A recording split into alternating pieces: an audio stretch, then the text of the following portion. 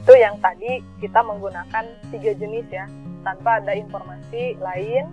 Nah, di sana semua petnya itu di sini nilainya itu sama. Nah, jadi kalau pencarian yang tadi itu, kalau mau optimal itu kalau si nilai dari semua node, semua jalur itu punya angka yang sama. Nah, sekarang bagaimana kalau seandainya kita sudah ada lagi perbedaan, bahwasanya setiap step itu jalurnya itu memiliki nilai yang berbeda. Kalau tadi anggaplah ini dari A ke B, A ke C, A ke D, A ke E, terus itu posisinya sama. Dari B ke F dan B ke G itu itunya sama.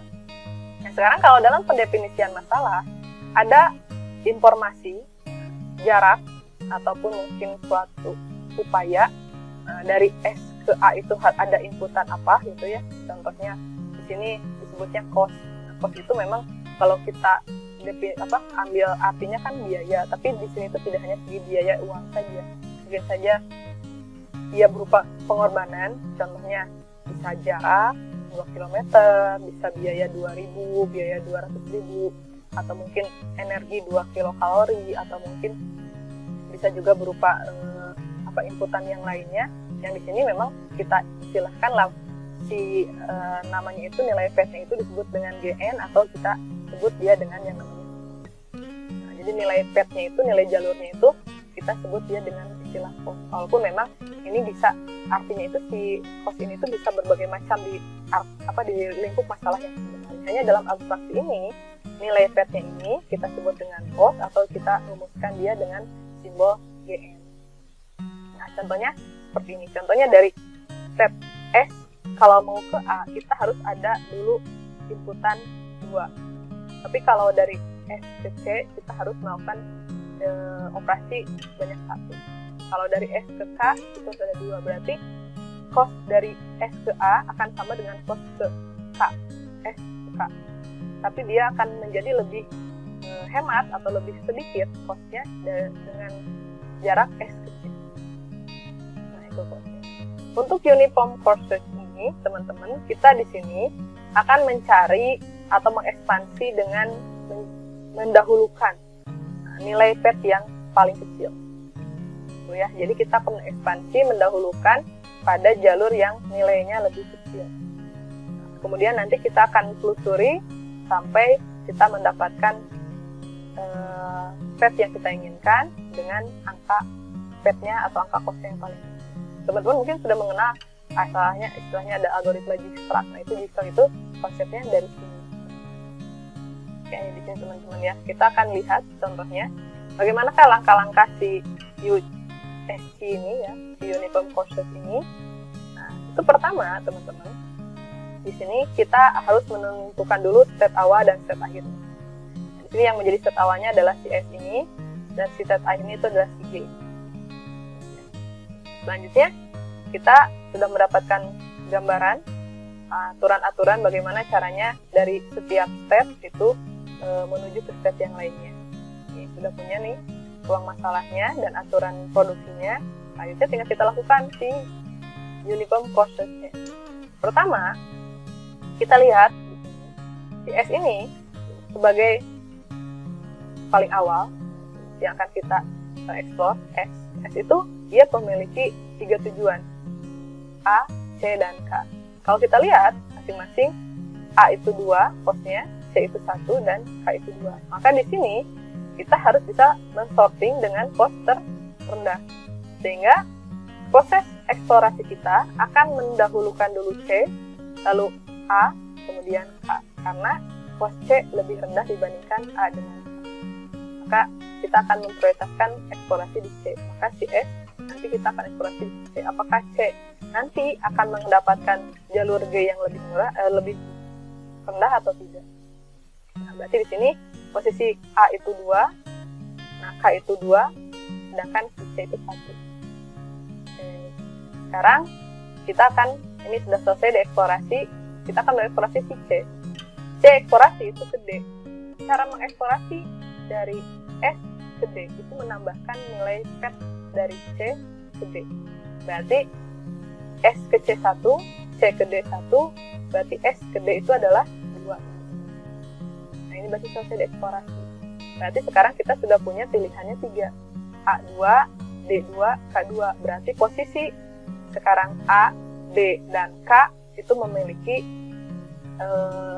nilai kos yang sama, masing-masing 2. Nah, kalau seperti ini, mana yang akan kita lakukan pendahuluannya? Nah, kalau sudah kita urutkan ternyata posisinya sama, bisa kita ambil dari yang paling kiri. Dari yang paling awal. Oh, kita coba buka dulu si A, eksplorasi A-nya. Nah, ternyata kalau A dieksplorasi ke B, nah berarti kalau kita hitung kosnya, S ke A2, A ke B2, maka di sini B itu 4. Si A-nya udah selesai kita eksplorasi. Berarti sekarang kita punya pilihan 4, 2, 2. Wah, ternyata si B menjadi pilihan lebih mahal, lebih tinggi kosnya. Berarti sekarang kita cek kalau K bagaimana. Nah, contohnya kita eksplorasi, jangan lupa ya, kita eksplorasi dulu D, karena dari B paling dekat ke D. Nah, D kita eksplorasi nih, D itu kita eksplorasi ke E. Maka kalau kita lihat, ini 1, ini sampai D2, sampai E, berarti ini jadi 3. Oh, berarti sekarang E jadi lebih mahal. Berarti yang paling murah yang mana? Yang paling rendah? Oh, berarti si K. Coba kita lihat eksplorasi K. K itu dieksplorasi ke L. Ini jumlahnya jadi 3. Oh, ini sama nih. E sama L sama. Kita eksplorasi dulu si E. E ke F berapa? Tambah 1 lagi, oh jadi 4. Ini selesai dieksplorasi. Sekarang kita punya 4, 4, 3. Oh, si L nih yang paling rendah nih. Kita eksplorasi L, ada selanjutannya nggak? Oh, ini nggak ada lanjutannya. Maka ini bukan lagi pilihan, karena tidak bisa mencapai G. Jadi kita tinggal punya 2 pilihan yang sama-sama 4. B4, F4. Kita ambil dulu eksplorasi di B. B punya 2 pilihan, H dan G.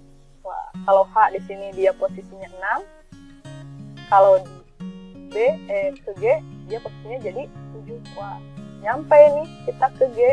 Tapi kalau G-nya dari B itu kosnya 7. Coba kalau dari E nih, ini kan jadi lebih mahal nih. Ini 7, ini 6, ini 4. Kita cek nih. Kalau 4, dia ke G, jadi dia nilainya 5. Ternyata untuk bisa mencapai G, ini sama-sama nih. Nah, sama-sama sampai ke G, tapi kosnya 7 dari B. Kalau dari E mah kosnya 5. Nah, kita ambil yang paling rendah.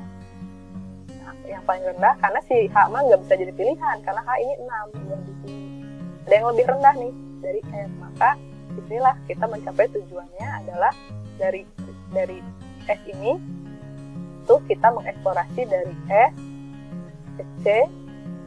Jadi saya pakai warna yang lain dulu. Nah, jadi dari E eksplorasinya ke C, lalu ke D, ke E, ke F, dan ke I, sehingga harganya bisa lebih, kosnya lebih murah. Dari E, ke C, ke D, lalu ke E, lalu ke F, terakhir kita dapat G. Ini jumlah kosnya adalah sebanyak 5. Ya, nilainya adalah 5. Itu lebih rendah. Jadi kalau seandainya kita punya plot yang sama, peluang masalah yang sama dari S ke G, tapi menggunakan tadi algoritma yang sudah kita bahas, maka kalau kita menggunakan BERT process atau BFS ini, kita akan melakukan proses pencariannya seperti ini. Lalu baru kita dapat G. Kalau kita menggunakan this process, maka kita akan mengeksplorasi dulu dari titik A ini sampai beres, baru kita berpindah dapat titik G. Ini kalau kita menggunakan this process. Nah, kalau kita menggunakan limit 3, maka kita akan membuat dulu batasan. Nah, ini sampai di A, kemudian pada saat kita melakukan proses pencarian, kita akan berhenti sampai ke H, baru kita dapat lagi. Tapi kalau kita menggunakan uniform cost yang tadi saya jelaskan, maka kita akan mendapatkan proses pencarian berdasarkan path yang paling costnya lebih rendah. Kita dapatkanlah stepnya seperti ini. Dari E ke D ke E, dari S ke C ke D ke E ke F ke G, dengan jumlahnya adalah 5.